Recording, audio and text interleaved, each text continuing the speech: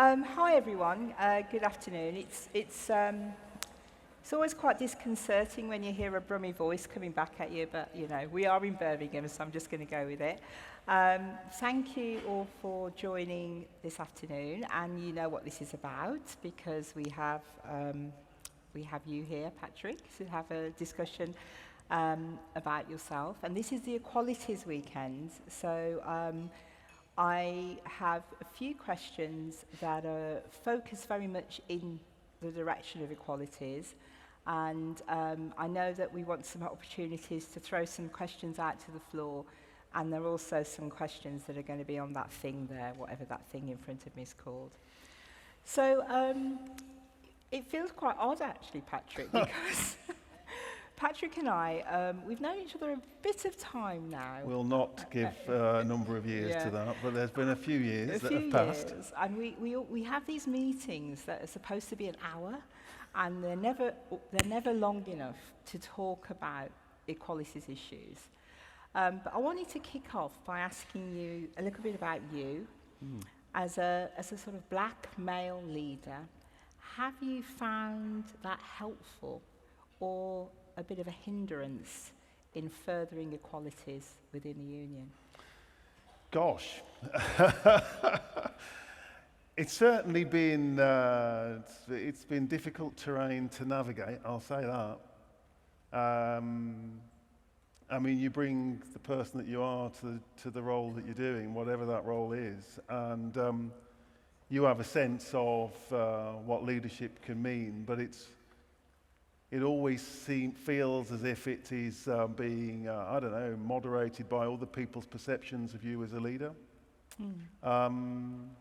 So, for me, you know, championing equality kind of, you know, it's in the DNA. It's because, you know, as black people, we get out of bed in the morning and recognise that we're going to have a struggle.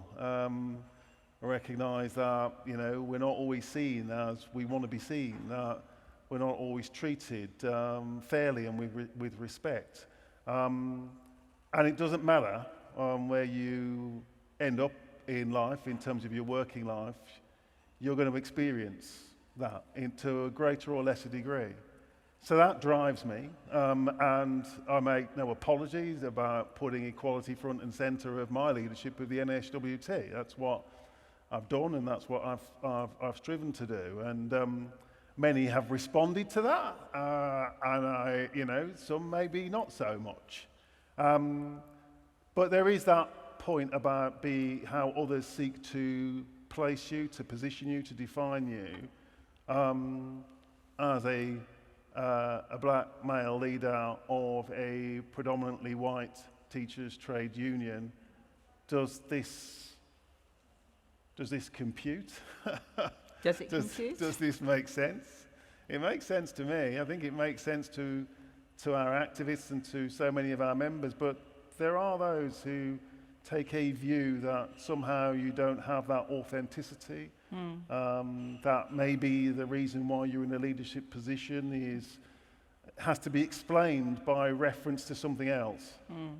Whether, you know, some people might talk about political correctness, others might talk about something else, but fundamentally not by reference to you, the qualities that you bring, the knowledge, the skill set that you have. You know, those are things that you have to navigate, I think, So whether you're in a trade union or in any other walk of life. Yeah, so it can be easy for people to sort of just judge you by what they see as opposed to all the other things that you have. Isn't that so? Yes, absolutely. I know that feeling very well. And I just wanted to ask you, actually, because given the fact that you are a black man, have you found it that people just assume that you're going to be talking about race all the time? Because this is an Equalities Weekend. And I find it, as a leader of a charity, people just assume that that's the only thing I'm going to talk about. So I just wondered how that was for you. Yeah, so on two levels. Firstly, that you'll only talk about race, or you'll only talk about equality, and that secondly, that you know that you don't have any interest in the wider issues that, for example, impact the profession. I mean, you know, for me, I've championed all those issues that are relevant to our members, whether it's about their pay, their working conditions, their sense of professional identity, the standards which govern the work of teachers, and so on and so forth. But you can't talk about that stuff unless you are talking about equality, what it means for, black teachers. My PhD was looking at the experiences of black teachers, but what it means for teachers who are female, who are disabled, who are LGBTI, who are younger or older teachers. These things are important to the formation of teacher identity and its expression.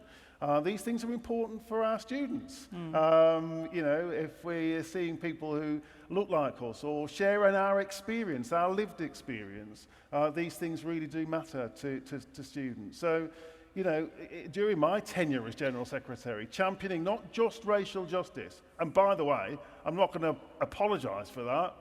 I've done that deliberately. But championing the issues of how we tackle and prevent sexism and misogyny within our union, within our movement, and across our workplaces. How we stand up for LGBT rights, particularly in the context of huge levels, surging levels of hostility to lesbian, gay and trans people in our society, disability rights as well. So all of these things really do matter. I want to build an inclusive union because for me, a diverse union is a strong union. And therefore we have to take the lead in championing those issues across all the equality strands. So just picking up on that then, the work of the union, how in tune is it, do you think, with equality, diversity and inclusion? So it sounds really something that you've driven from the core. You have, you've really tried to bring that out and to show some leadership around that.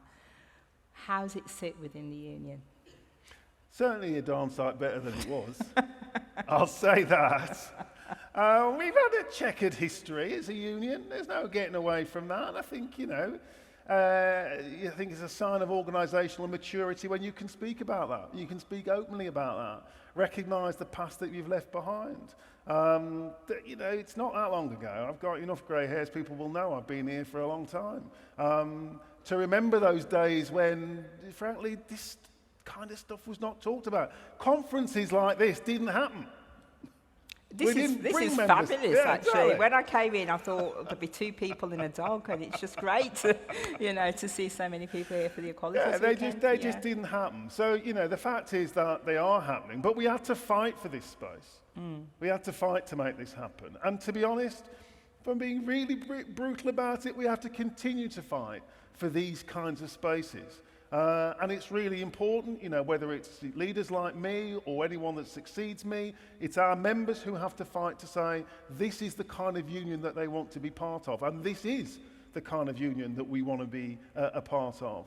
But I think as a union that's maturing in its own outlook and its own sense of itself, that, these spaces are ones that, we celebrate, we welcome, and we want to see more of, whether at the national level or indeed in the local areas.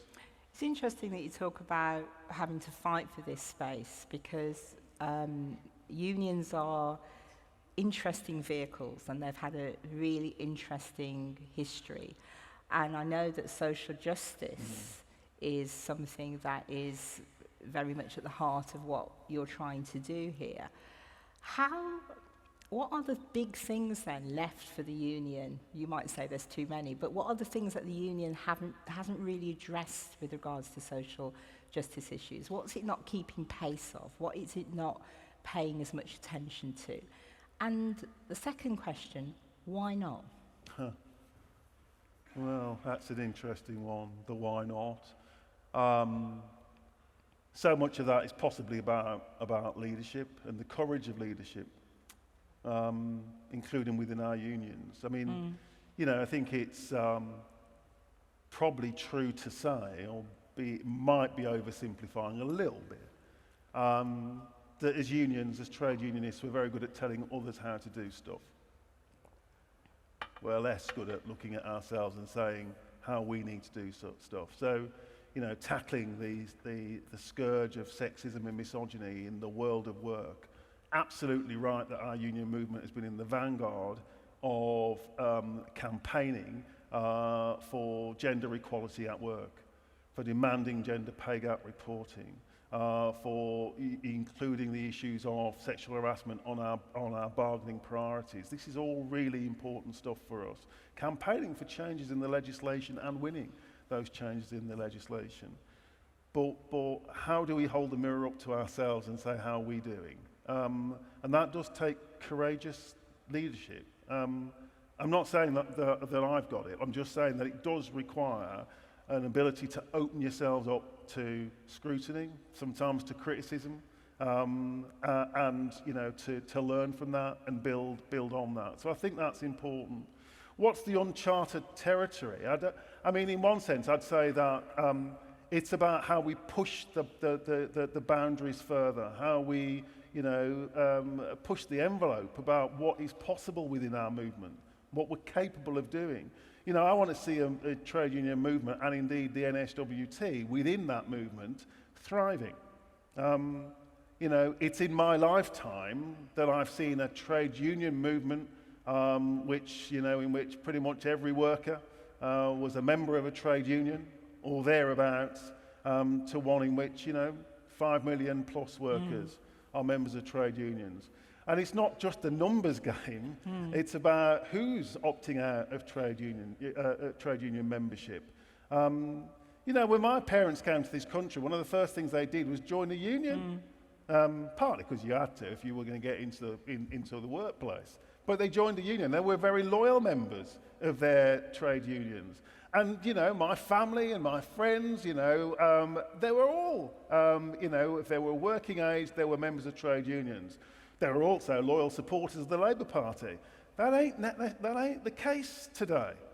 Today we see, black workers thinking twice about joining unions. Young black workers saying, is the union right for me? Why should I be in a union? Why am I going to give up part of my pay to join a union, particularly when I'm on a low wage?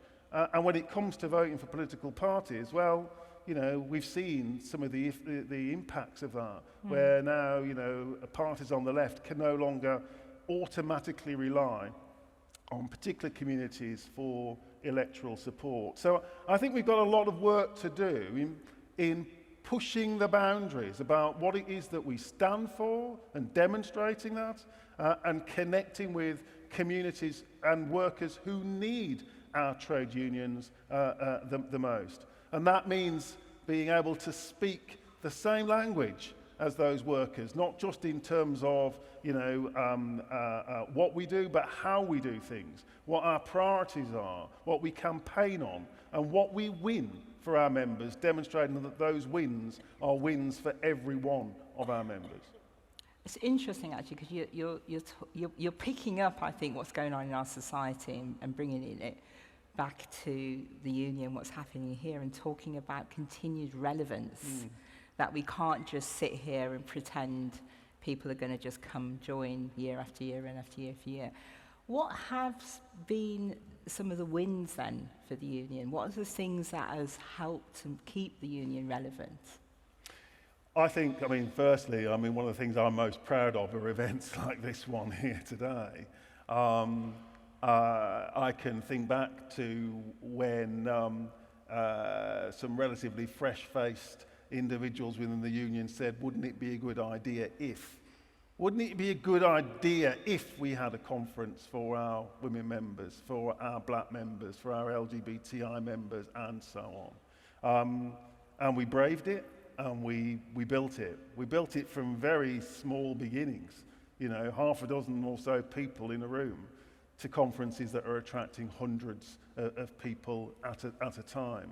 So I think that how we build and maintain our relevance is about doing more of this kind of work, and this is a real win for us, because through this we are attracting more of our members who are women, who are black, who are LGBT+, who are disabled, who are young, coming into our movement, not just in terms of joining the NASUWT, but joining in the NSWT and being active in the NSWT. And I hope that even from today's event, there are going to be more colleagues here today who will say, do you know what?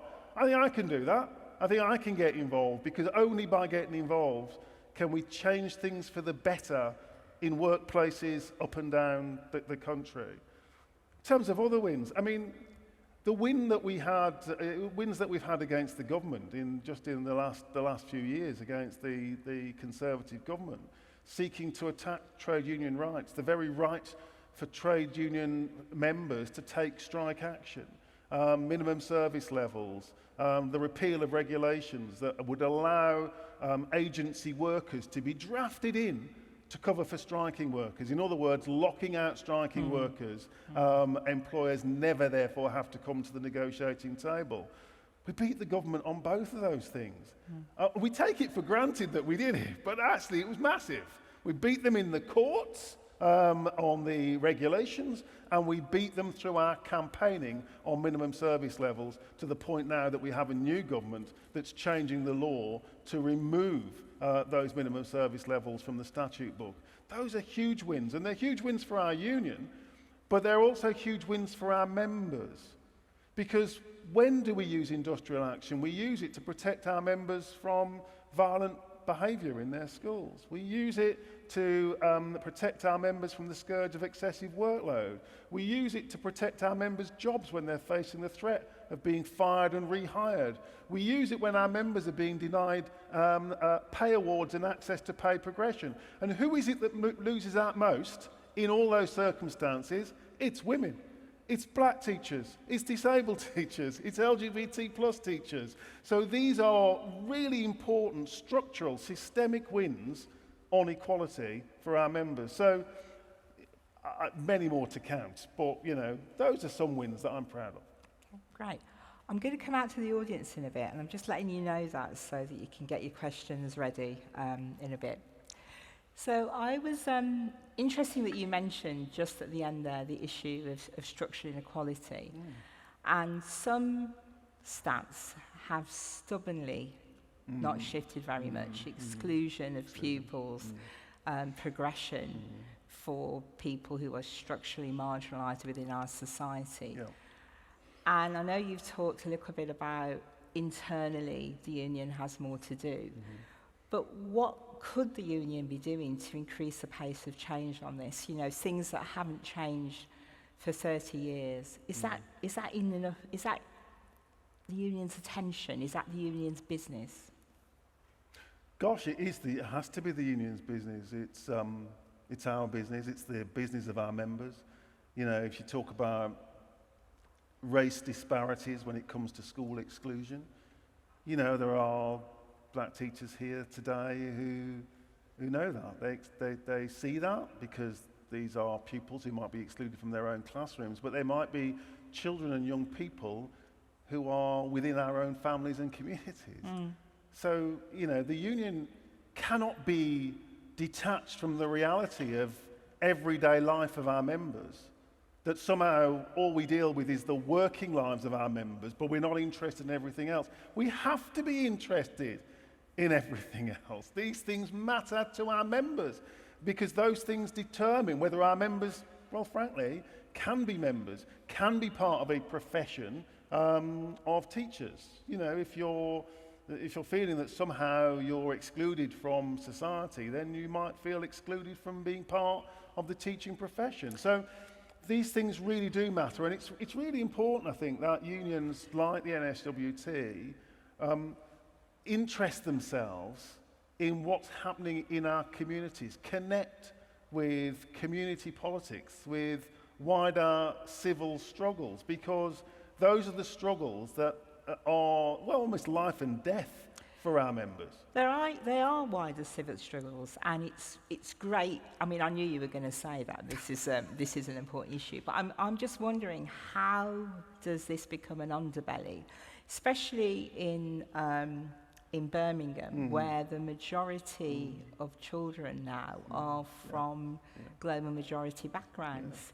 So when, you know, we're not talking about the odd one or two kid here, we're talking about a whole population change. You know, 78% of the global majority communities live in London, for example. So this is kind of huge patterns that I'm wondering, how are you keeping pace of that? How are you ramping up the work and activity that needs to be done by teachers in these areas of great population change? I mean, the reality is it's our members are always, I mean, this is the point about teaching. Teaching is about those relationships. It's about being part of those communities. There's no teacher in the land that doesn't see themselves as being in some shape or form connected with within those communities. They're either part of those communities because those are the communities they live in, but they're certainly part of those communities because those are the communities they work in.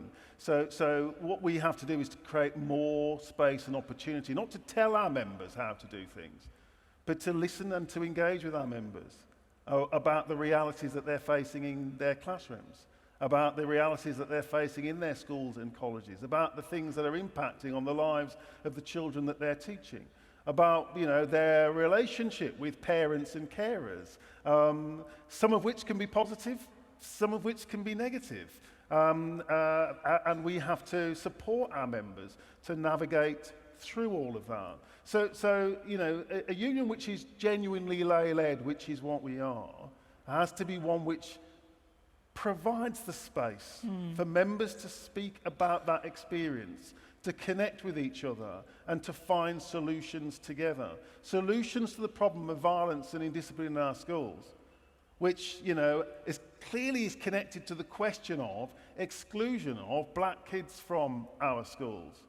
We have to connect in terms of what is the lived experience of teachers and how can we ensure that teachers are protected whilst ensuring that those children are getting the support that they need.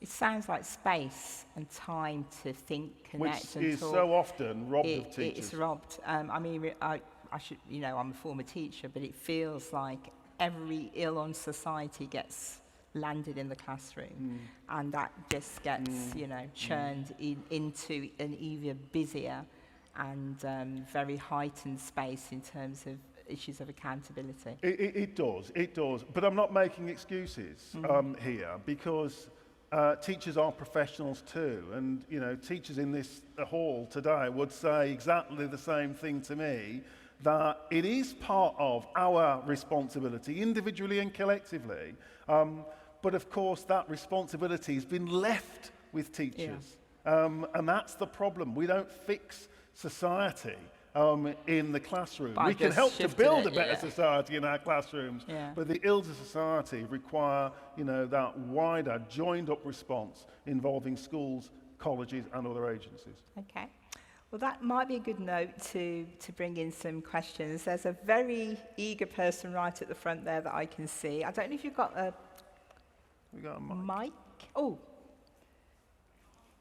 Somebody's on their way.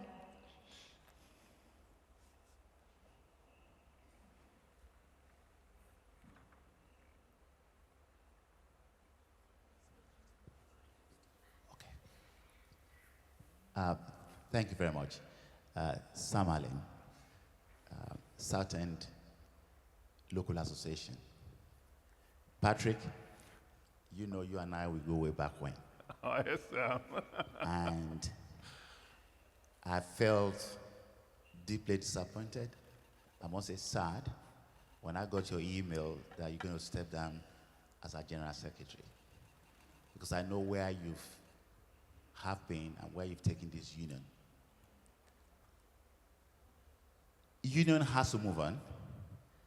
A tree does not build a forest, but your legacy is what we are witnessing this afternoon. The sort of things, how you've taken our union from where it was to where it is today. Therefore, my question is, I know we're a democratic union. What are you going to do to make sure that all this legacy, all these wins and wins you've achieved, is maintained and sustained for the future. And why I say thank you very much for all the good work you've done.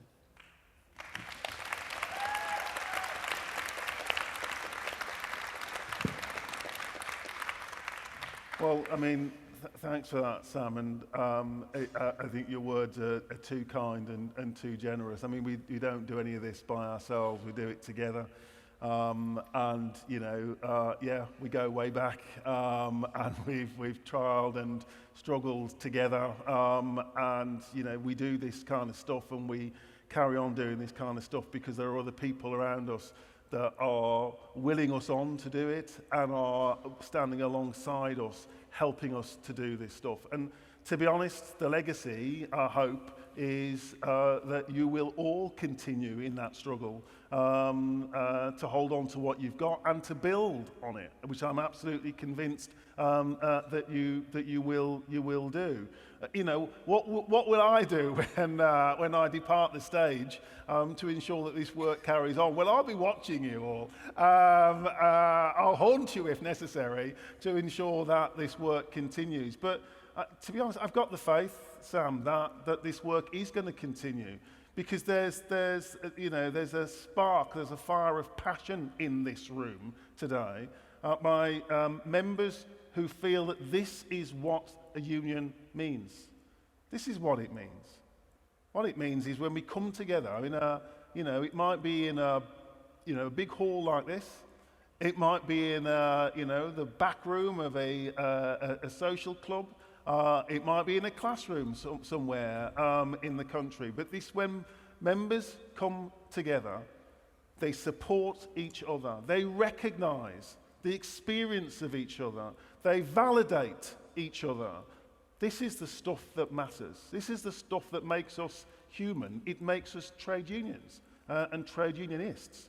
So I'm absolutely convinced that, you know, whether I'm here or not here, you are going to continue those conversations because you're the ones who are building this union and taking it from strength to strength. So it's up to you now. That's what you're saying. Any more questions? Yes, somebody at the back. Just there. Thank you.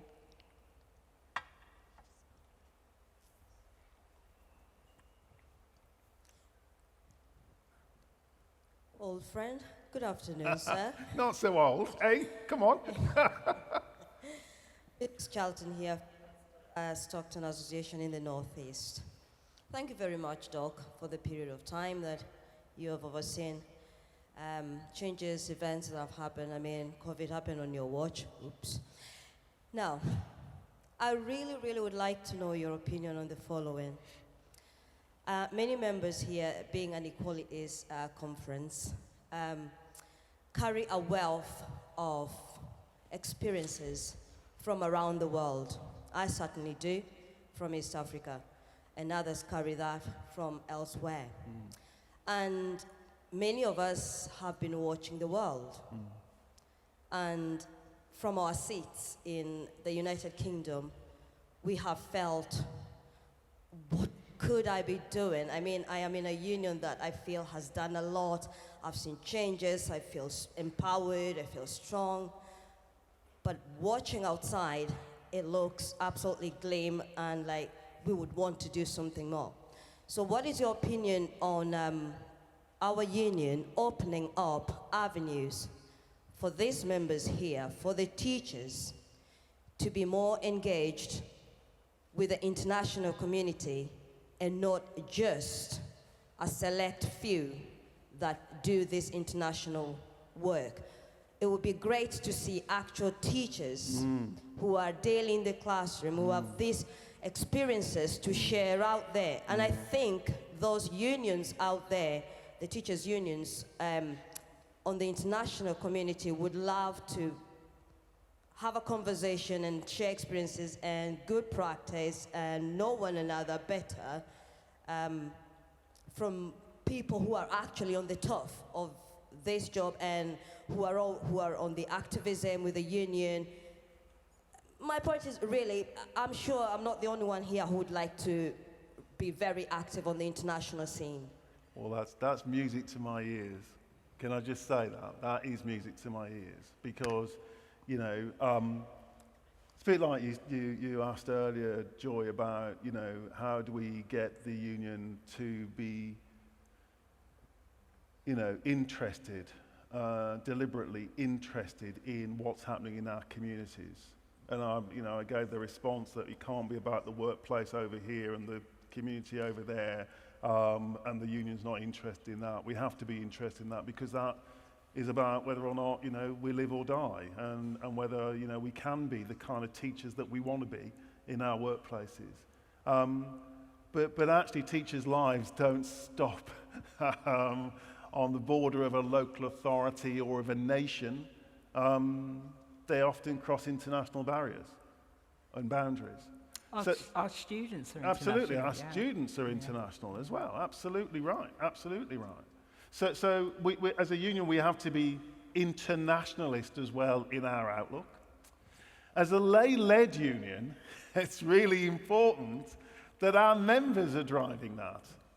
So one of the important roles that, you know, your national leadership in the union can play, it's not for me to lecture them, but you've got some of them at your table, I see that, is they can open the doors for these kinds of conversations that involve you in discussion, in dialogue, with teachers from other parts of the globe. Yeah? In the next few weeks, we've got some of your national officers meeting within Europe, meeting unions right across the European community. That's an opportunity for them to build connections and open doors so that we can have more of these kinds of conversations involving teachers right across Europe. Next month, the potential for the union to open doors with unions in the Caribbean, connecting this union directly with teachers there. In Colombia, in Zimbabwe, in Australia, in the United States, there's lots of opportunities for us to open those doors and make those connections. With conference coming at Easter, we're inviting unions from various countries around the world to engage with us, to come to our conference. And they do. What we need is you to connect with them when they're here. Yeah? So that when we have those international guests, those comrades from around the world, we open up the conversations with them. That's so crucially important. But absolutely, we want this union to be internationalist in its outlook. We need to be, because in the last few weeks, perhaps some of us have been surprised what's happening around the world. Few weeks, few months, maybe the last couple of years. The rise of far-right parties across Europe. Yeah. The election of Donald Trump in the United States. These are reasons, good reasons, why we need to be interested in what's going on around the world. Because what happens around the world will have direct impacts on what happens here at home too. Right. Thanks, Patrick. Somebody over there. And there's somebody a couple of people at the back, actually, which yes. I don't want to ignore just because they're at the back. So, yeah, would you like to go? Yeah, hello, I'm Percy Shelter, one of the maybe longest.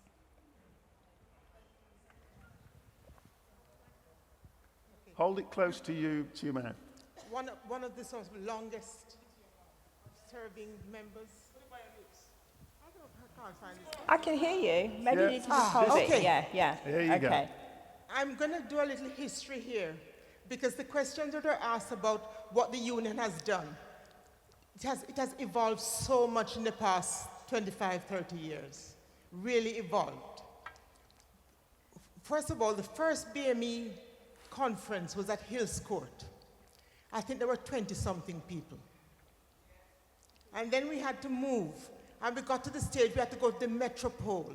It was so big, over 500 people. And Patrick has been part of that. I remember in Bromsgrove, when we went and I met Michelle as a fresh-faced 22-year-old.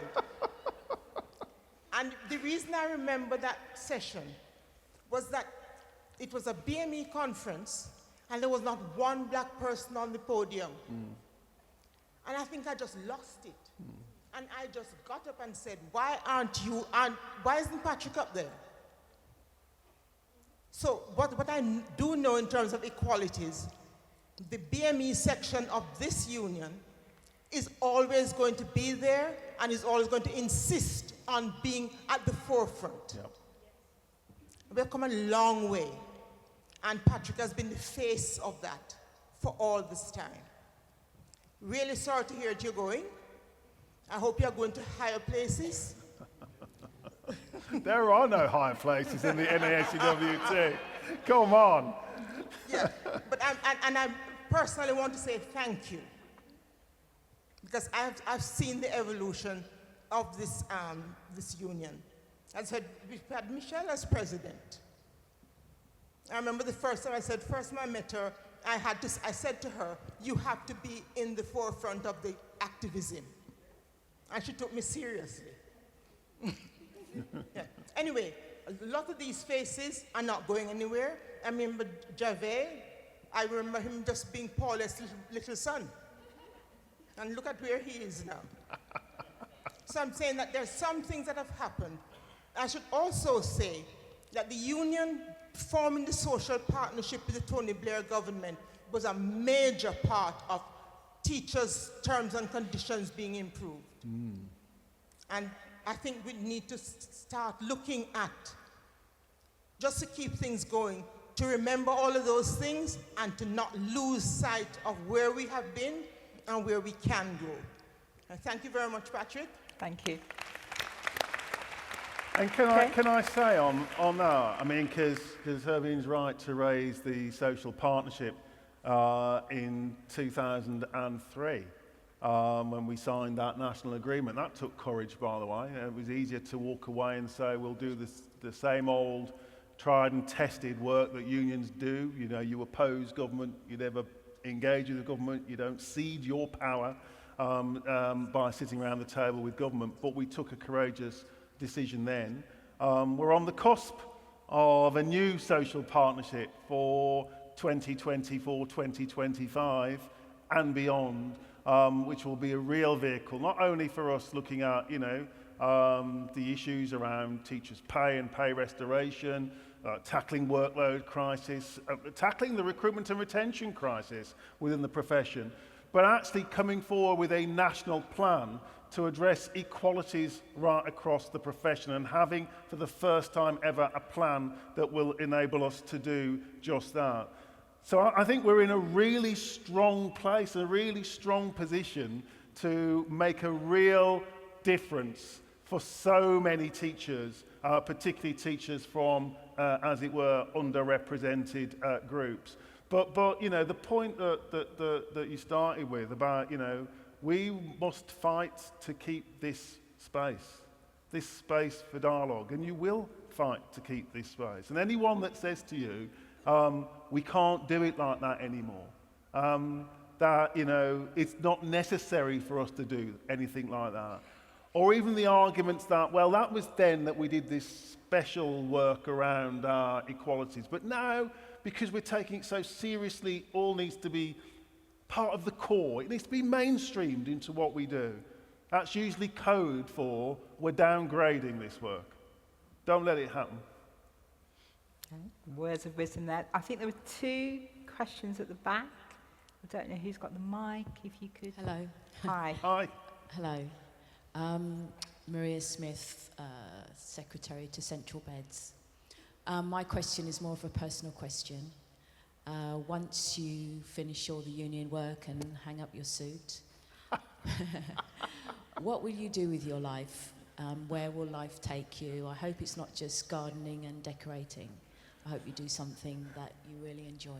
Can I Please tell you, tell us. Maria, it definitely won't be gardening and decorating because I hate doing both. But yeah, I mean, thank you for that. It's going to be a big change. It always is when you're in these kinds of positions. I mean, I've been doing this work on and off with the NASWT for nearly 30 years, 15 years inclusive as deputy and then as general secretary. It's been a long time, and you know, it'd be nice to discover a little bit of life, but it's what I said to you earlier, Joy. I asked him that question. You get up in the morning and for I don't know, maybe for a fleeting moment you think of yourself as just being you know, just any person on the planet, and then it kicks in. You suddenly realise, no, I've got to be political. This is a political moment. You don't open up your laptop or your iPad or switch on the TV or radio news without getting annoyed about something or someone and thinking, no, that's not right. So I am anticipating, I won't say too much at this stage, that you will see a little bit of me, not interfering in the life of the NASWT, because I wouldn't want to do that, but certainly in terms of continuing to fight the fight. On behalf of teachers, on behalf of our public services, on behalf of the communities to which we belong and the communities to which I belong. So, you know, that is certainly something that is within me, and certainly if there's an opportunity to attend forums like this one, instead of doing the gardening or the decorating, then you know what I'll be doing. Thank you. And there's perhaps one more there, somebody at the back. Thank you.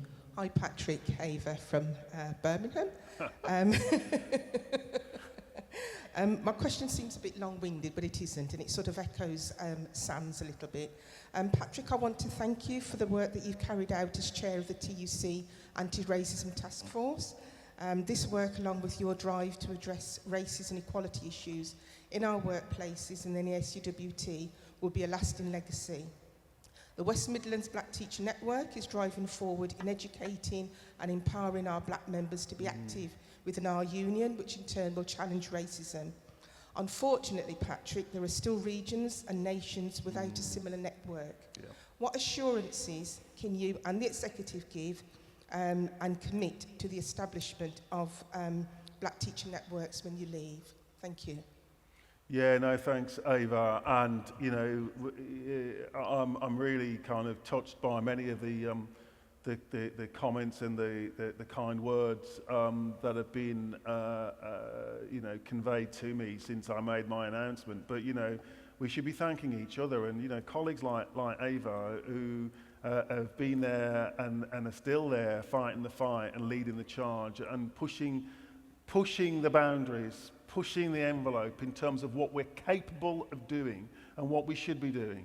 The first of the country's regional black teacher networks, which is effectively a product of this conference and conferences like these at the national level, but now being replicated on a region-by-region basis. And Ava's right to throw down the challenge.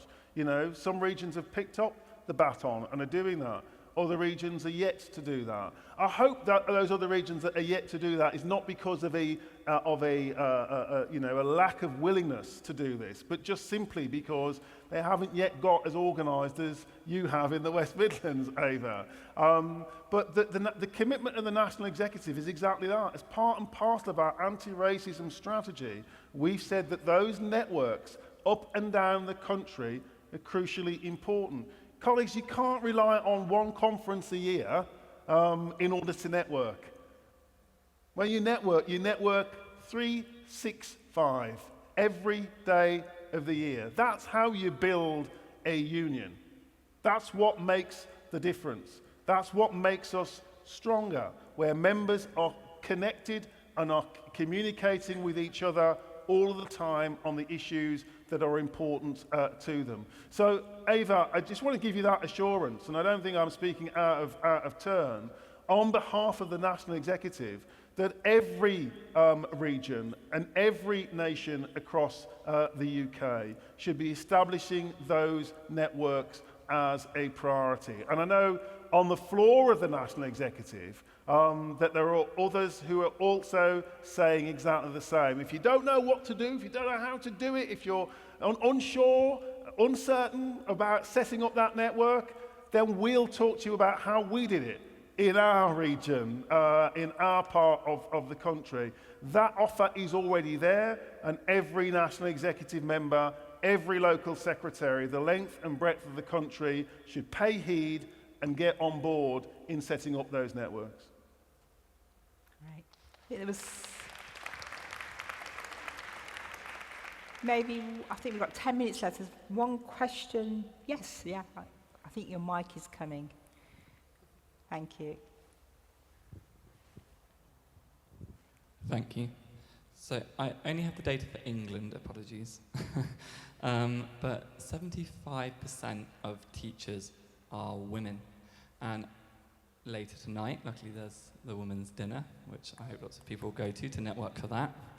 But I really want to ask, in terms of being a male, I would like one day to have children, and what I see around me a lot at work is people struggling to manage caring for their own children. For example, we have parents' evening this week at my school, and in my department, me and my colleague, who both don't have children at the moment, covered for one of my colleagues to not be there so she could look after her daughter because she couldn't get childcare that evening. But then her students couldn't see her if they wanted to. So I just wanted to ask, how do you think we can square this circle by working as a union for better childcare as an organisation for teachers? Yeah, no, brilliant question, by the way. Teachers as parents and carers and teachers who want to start families but are either being put off that or being denied the opportunity to do that simply because of the pressures of the job, the demands that are made of the job.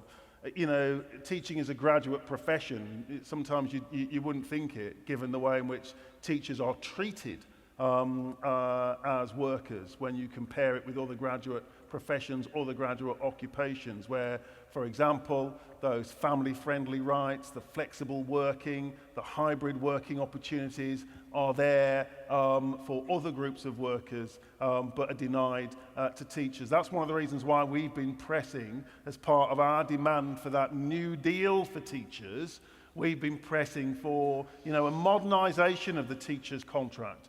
Firstly, a limit on your working time. Because at the moment, teachers don't have a limit on their working time. And if you're expected to effectively work as many hours as it takes to get the job done, then when is there a time for you and your family? There isn't.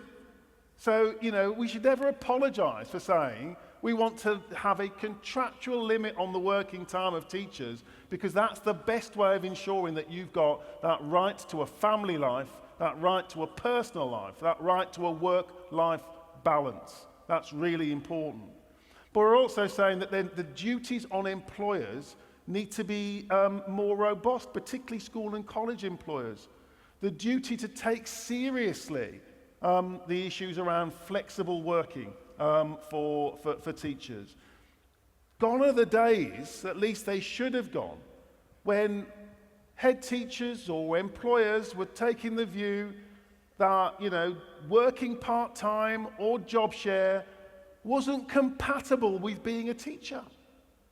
That if you wanted to get on and become a senior leader or a head teacher, well, you're going to have to make a choice between having a family life or having a career.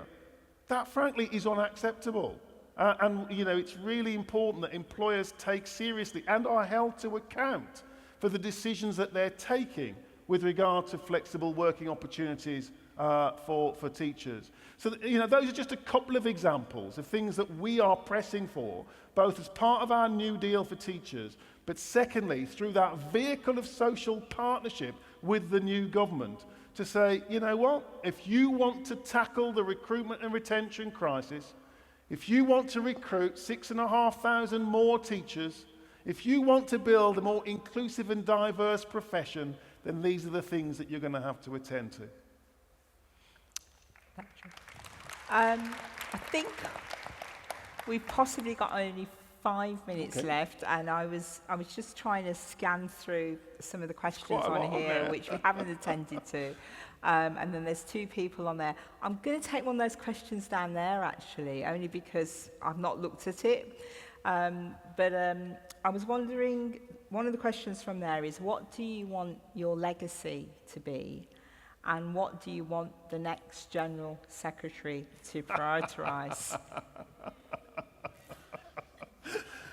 Who asked that one? I don't know. Well, I've cobbled 2 together, actually, so it may be that there were 2 people that had it. Yeah. What do I want my legacy to be? I'm not that kind of a person, I'm afraid, that wonders about their legacy. You know, for others to think whether or not there's a legacy worth having. I hope that, you know, the conversation we've just been having, the fact that we're here today, the fact that we're doing this kind of work, for me, that was so important to everything that I did. The first thing I ever did when I came to work for the NSWT was to start some work around equalities. You know, this was in the era of the murder of Stephen Lawrence, and, you know, the Macpherson inquiry, and, you know, institutional racism in the police. And I remember myself and other colleagues that are here today, they were saying to the then General Secretary, this is something we have to take seriously. It's not just about the police, it's also about us.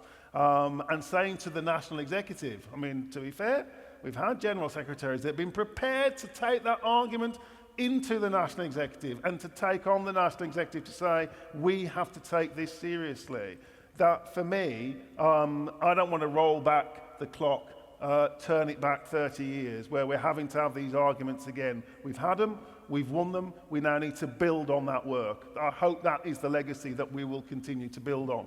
And I hope that, you know, the next General Secretary and all future General Secretaries are the General Secretary for their age. They recognise and value, you know, what teachers and our members want, what our members need, and respond to that. Not their agenda, not my agenda. It's not the General Secretary's union, it's your union.